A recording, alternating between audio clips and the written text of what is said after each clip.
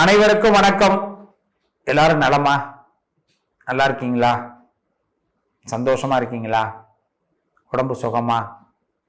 என்னங்க இப்படி விசாரிக்கிறேன்னு பாக்குறீங்களா? ஆமாங்க, இன்னைக்கு பேச போறதே அதுதான். நாம எல்லாரும் நலமா இருக்கணும் தான்.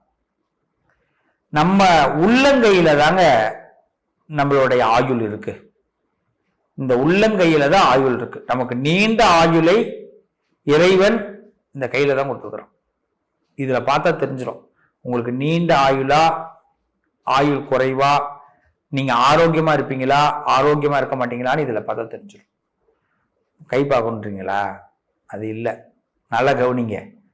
ரொம்ப ஈஸியா தானே நம்ம பிளான் நினைக்கிறோம்ல, அதுல ஒரு டஃப் இருக்கு. எப்படின்னா, நம்ம வாழ்க்கையில ஆயுளோட இருக்கணும் அப்படின்னா நம்ம ஆரோக்கியத்தோடு இருந்தாதான் ஆயுளோட இருக்கலாம். ஆரோக்கியத்தோட இருந்தோம்னா ஐஸ்வர்யம் நிறைய பெருகும், பணம் பெருகும். ரொம்ப சிம்பிளா பார்த்துங்க. ஒரு ஜலதோஷம் பிடிச்சிருச்சு, அந்த நேரம் ஒருத்தர் வந்து உங்கள்கிட்ட ஒரு அட்ரஸ் கேட்கிறாரு. நீங்க ரொம்ப நல்ல மனுஷன், 10 தடவை தும்மினே இருக்கீங்க, ஜலதோஷம் பிடிச்சது, தலை பாரமா இருக்கு. அப்போ ஒருத்தர் வந்து அட்ரஸ் கேட்கிறாரு. அப்போ நீங்க அட்ரஸ் சொல்லுவீங்களா? போயா அப்படின்னு சொல்லமா சொல்ல மாட்டோமா? ஏன்னா நம்ம நினைக்கிறோம் சனி தோஷம் பிடிச்சா ஏதோ பிரச்சனை வருங்கிறோம். சனியை விட மோசமானது சளி. உண்டா இல்லையா? யோசிச்சு பாருங்க. நாமளாவே இருக்க மாட்டோம். நம்ம உடம்பு சரியில்லை, ஒண்ணு இல்லை, பல்லு வலி வந்துருச்சு, பெயின், போய் பக்கத்துல இருந்து பேசி பாருங்களேன். கோபம் வரும், எதை கண்டு அடிக்கலான்னு தோணும். பார்த்துருக்கீங்களா? உணர்ந்திருக்கீங்களா? ஏன்னா ஒரு பெயின் அந்த உடம்பால எவ்வளவு தூரம் ஏத்துக்க முடியுமோ அதாலதான் ஏத்துக்க முடியும். அதை தாண்டி இந்த உடம்பு ஏத்துக்காது. நமக்கு வந்து இந்த ஹெட் இருக்கு இல்லைங்களா, இந்த தலை ரொம்ப முக்கியம். நம்ம தலையெழுத்த மாத்தி மாத்தி எழுதுறது பிரம்மன் இல்லைங்க, தலையெழுத்த மாத்தி எழுதுறது நம்ம தாங்க. இதை ரொம்ப தெளிவா தெரிஞ்சுங்க. நம்ம தான் தலையெழுத்த மாத்தி எழுதுறோம், அதுக்கு நாம தான் உடந்த. இதை நீங்க நம்பினா மட்டும்தான் நம்ம தலையெழுத்து மாறும் இனிமேல். எப்படிங்க? இந்த இஎன்டின்னு சொல்லுவோம், காது மூக்கு தொண்டை, அப்புறம் ஹெட்டு, நம்ம தலையை சேர்த்துக்கணும். புரியுதுங்களா? இதெல்லாம் சரியா இருந்தாதான் ஒருத்தனுக்கு தலையெழுத்து நல்லா இருக்கும். இதுல எதுல ப்ராப்ளம் வந்தாலும் தலையெழுத்து மாறும். ஆமா, முதல்ல கோபதாபங்கள் வந்துடும். தலைவலி வருதுன்னு வச்சுங்க, என்ன ஆகும்? கோபம் வந்துடும், ப்ரெஷர், நல்ல சிந்தனை வராது, மூட், நல்ல டைமிங், நல்ல மைண்ட் எடுக்க மாட்டோம். ஒரு பெரிய அதிகாரிக்கு ஒரு தலைவலி வந்துருச்சு, ஒரு மீட்டிங்ல போய் உட்கார்றார். அவர் அந்த இடத்துல பேசுற வார்த்தை தான் அவரை உலக அளவுக்கு கொண்டு போக போகுது, உயர்வு கொடுக்க போகுது, பதவி கொடுக்க போகுது. இப்ப பெயின். இப்ப போய் உட்கார்றார். இப்ப அவர் அந்த 10 பேரை பாக்குற, இங்க ஒரு 10 பேர் உட்காந்துருக்காங்க, இங்க ஒரு 10 பேர். இப்ப அந்த அதிகாரியால நல்லா பேச முடியுமா? நிம்மதியா பேச முடியுமா? இல்ல மத்தவங்க பேசுறதுதான் அவர் ஃபுல்லா ஹியர் பண்ணிக்க முடியுமா? முடியாது, அவுட். அப்ப அவரு பேசுற வார்த்தை தப்பா போயிடும். அவங்க ஒண்ணு கேட்பாங்க, இவரு ஒண்ணு சொல்லுவாரு, அவரோட ப்ரமோஷன் குறையும். அப்ப உடம்புல பெயின் வந்தாலோ, உடம்ப கவனிக்கலைனாலோ நம்மளோட வளர்ச்சி முட்டுக்கட்டையாவது உறுதி. நல்ல கவனிங்க. நம்ம வாழ்க்கையில நம்ம தலையெழுத்தை எப்படி மாத்துறோம்? நம்ம உடம்ப பார்த்துக்காம போறதுனால மட்டும் நம்ம தலையெழுத்து ஃபர்ஸ்ட் மாறும். ஒரு இடத்துல ஒர்க் பண்றோம், உடம்பு சரியாம போகுது. உடம்பு சரியாம போகுதுங்கிறது யதார்த்தமா நடக்கிறது கிடையாது. திடீர்னு உடம்பு சரியாம போகாது. நம்ம ஒண்ணு பண்ணதுனாலதான் அது நடக்கும். நல்லா தெரியும். மழையில நம்ம நினைக்கிறோம்னா நமக்கு உடம்பு சரியாம போக போகுதுன்னு தெரியும். சரி, நினைஞ்சிட்டோம் சார், என்ன பண்ணலாம்? வீட்டுக்கு வந்த உடனே நம்ம உடம்ப சூடுபடுத்தணும் இல்லையா? அப்படித்தானே? ஏதாவது மாத்திக்கணும்ல, மாத்த மாட்டோம். அப்ப மறுநாள் லீவ் போட்டுதான் ஆகணும், காய்ச்சல் வந்துதான் ஆகும். இப்படிதான் அடுத்தடுத்த கட்டம் மாறும். அப்ப உடல் நலத்துல ரொம்ப முக்கிய கவனம் தேவைங்க. உடல் நலம் நல்லா இருந்தா மட்டும்தான் பணி நலம் நமக்கு நல்லா இருக்கும். நம்மளோட வேலை, வருமானம் எல்லாத்தையும் அதுல போய் நின்னுடும். அதனாலதான் சொன்னேன், சனி பிடிச்சா கூட பரிகாரம் பண்ணிக்கலாம், சளி பிடிச்சா ஒண்ணுமே பண்ண முடியாதுன்னு. அப்போ உடம்பு நலத்துக்கு ரொம்ப முக்கியத்துவம் கொடுங்க. என்ன செய்யலாம்? எந்த கிரகம் வீக்கா இருந்தா உடல் நலம் பாதிப்பு ஏற்படும்? நாம என்ன பண்ணணும், என்ன பரிகாரம், இதை பத்தி தான் பேச போறோம். உடல் நலத்துல பாதிப்பு வருது அப்படின்னா நமக்கு செவ்வாய்ங்கிற கிரகம் சாதகம் இல்லைன்னா உடல்நல பாதிப்பு வரும். புதன்கிற கிரகம் சாதகம் இல்லைன்னா நரம்பு ப்ராப்ளங்கள் ஏற்படும்.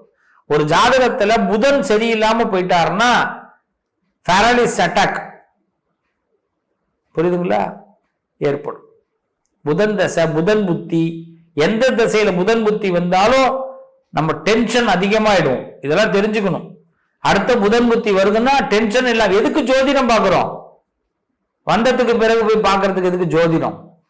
வரத்துக்கு முன்னாடி ஜோதிடம் பார்த்துக்கணும். புதன் புத்தி வரப்போகுது சார், நீங்க புதன் புத்தி வரும்போது நீங்க ரொம்ப டென்ஷன் ஆகாதீங்க, அவ்வளவுதான், உங்க மூளையும் நரம்பையும் பாதிச்சிடும் அப்படின்னு ஒரு ஜோசியர். இப்ப என்ன பண்ணணும்? ஐயோ ஜோசியக்காரன் கெட்டது சொல்றான்னு சொல்லக்கூடாது. நமக்கு ஒரு அவேர்னஸ் சொல்லியிருக்கிறார். புதன் புத்தி வரும்பொழுது ஜோதிடத்துல நீங்க எந்த திசை நடந்தாலும் புதன் புத்தி வரும்பொழுது மூளைக்கும் நரம்புக்கும் வேலை அதிகமா இருக்கும். அப்ப நீங்க அதுக்கு சீராதான் கொடுக்கணும். 40 வோல்டேஜ் பல்ப் இருக்குன்னா 40 வோல்டேஜ் தான் அதுல கரண்ட் போகணும்.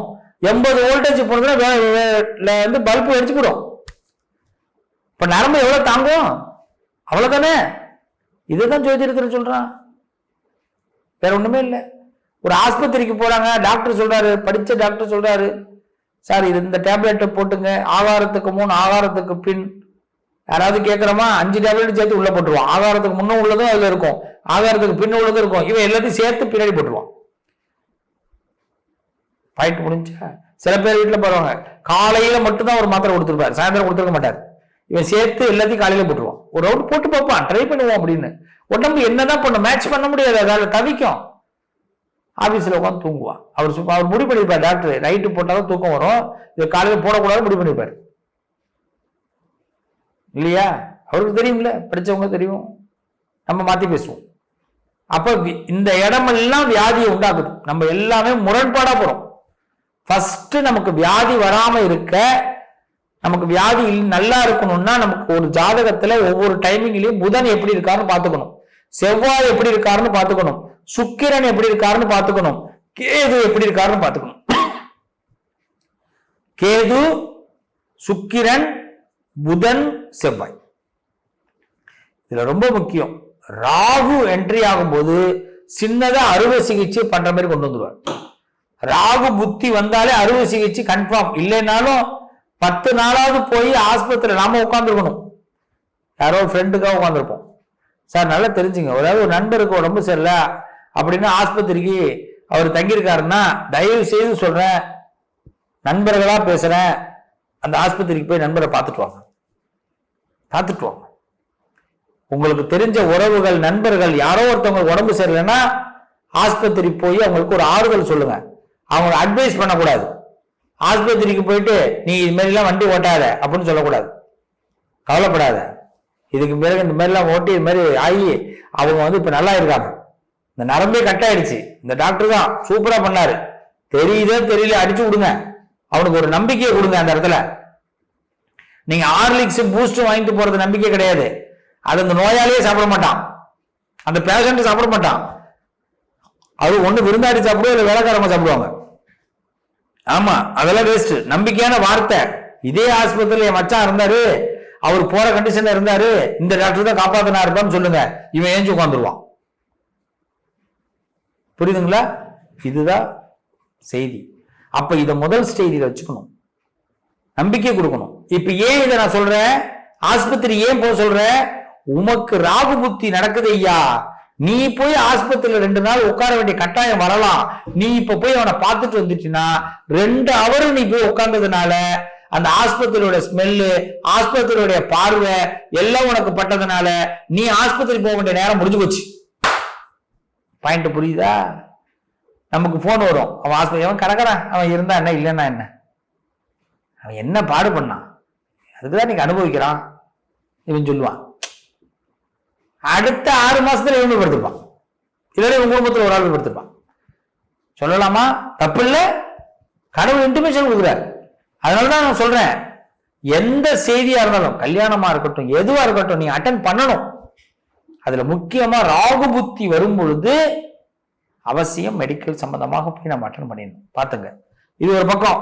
அப்ப ராகு, புதன், கேது, செவ்வாய், சுக்கிரன் இந்த கிரகங்கள் பலம் குறைஞ்சதுன்னா நமக்கு மருத்துவ செலவு வரும், உடம்பு வீக் ஆகும்.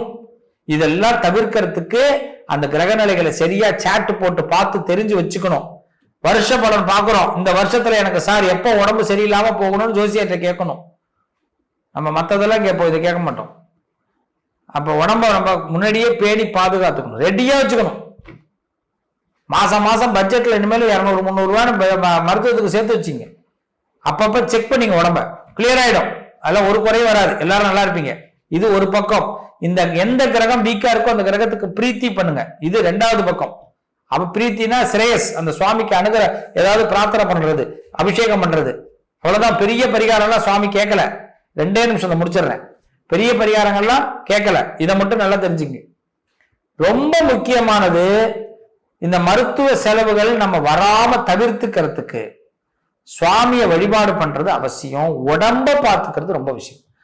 உன் உடம்பு ஒரு ஆலயம்னு சொல்லியிருக்கிறார். நம்ம உடம்பு ஒரு ஆலயம். இந்த ஆலய கோவிலை சுத்தமா வச்சுக்கிறோமா இல்லையா? அங்க சுவாமி இருக்காருன்னு.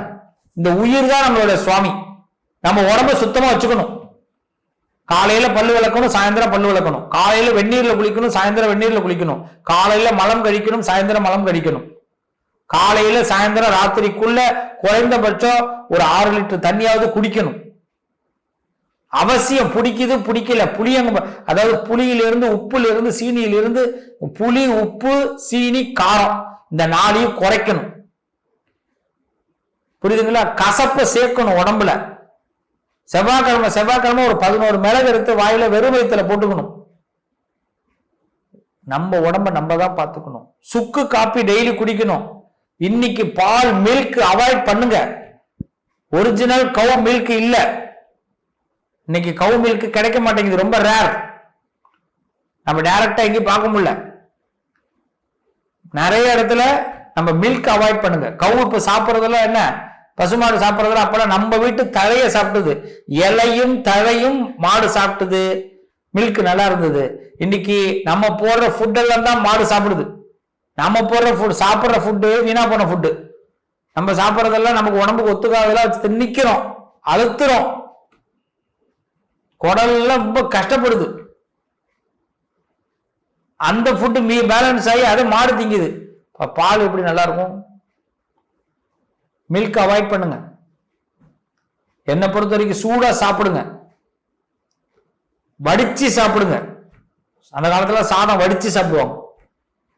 நம்ம மாறணும். நாம தான் இப்ப மாற வேண்டிய கட்டாயத்துக்கு வந்துட்டோம். இதையெல்லாம் செய்யுங்க. இல்ல நைட்டு ரொம்ப சாப்பிடுறோம் சார், பரவாயில்ல சாப்பிட்டீங்க, வெந்நீரை நல்லா குடிச்சிட்டு படுங்க. இந்த சொல்லுவாங்க பிரியாணி சாப்பிட்டா கொக்கோ கோலா சாப்பிடுவாங்க. என்ன ஐயா செரிமானத்துக்கு அப்படின்னுவான். லாஜிக் ஆகுதுல, ஒத்துமை தானே, கரெக்டு தானே? அதே தான் வெந்நீர் குடிங்க.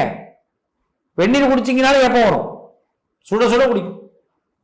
தயவு செய்து நான் ஏதோ அறிவுரை சொல்றேன்னு நினைச்சிடாதீங்க. ஆசையின் காரணமாகத்தான் நம்ம உடம்பு வீணா போகுது. உடம்ப மாத்தணும். ஆலயம், நம்மளுடைய உடம்பு ஒரு ஆலயம். இங்க உயிருங்கிற தெய்வம் வாழ்ந்துகிட்டு இருக்கு. இந்த தெய்வத்தை புனிதப்படுத்தணும். அப்பதான் ரொம்ப நாள் வாழலாம். ரொம்ப நாள் வாழ்றோமோ இல்லையோ, உடம்பு வியாதி இல்லாம வாழலாம். வியாதியோட வாழ்ந்தோம்னா ஒரு பயிலும் மதிக்க மாட்டான். பேஷண்ட்னா யாருமே மதிக்க மாட்டான். ஞாபகம் வச்சுங்க. நமக்கு எல்லா பதவியும் கிடைக்கும், ஆண்டவன் கொடுப்பான் எல்லா பதவியும். பேஷண்ட்ன்ற பதவி கிடைச்சதுன்னா அந்த பதவியை விட மோசமான பதவி யாருமே கிடையாது. எந்த பதவியும் கிடையாது. எப்பேற்பட்ட கோடீஸ்வரனுக்கும் கோமகனுக்கும் பேஷண்ட்ங்கிற பதவி கிடைச்சதுன்னா அவன் அதுல இருந்து மீள்றது ரொம்ப கஷ்டம். அதனால உடல் வியாதி நீங்க, உங்களுடைய சரீர பிரச்சனைகள் தீரணும் அப்படின்னா ஸ்கின் ப்ராப்ளம் என்னென்னமோ இருக்கு, எல்லாம் நம்மளால மட்டும்தான் வருது. கிரகங்களுடைய தன்மை வரும்பொழுது அதுக்கு நம்ம கரெக்டா பிரீத்தி பண்ணணும். உடல் நலத்தை பேணி பாதுகாக்கணும். இது இந்த வீடியோ சம்பாதிக்கிறதுக்காக வீடியோ கிடையாது, அவேர்னஸ் வீடியோ. ஞாபகம் வச்சுங்க. நம்ம கையில இருக்க உடம்பு. இது பத்தி நான் அடுத்த ஒரு தொகுப்பு நான் உங்களுக்கு கொடுக்க போறேன். இதோட பார்ட் 2 விரைவில் வெளியில வரும். வாழ்த்துக்கள். நல்லதே நடக்கும்.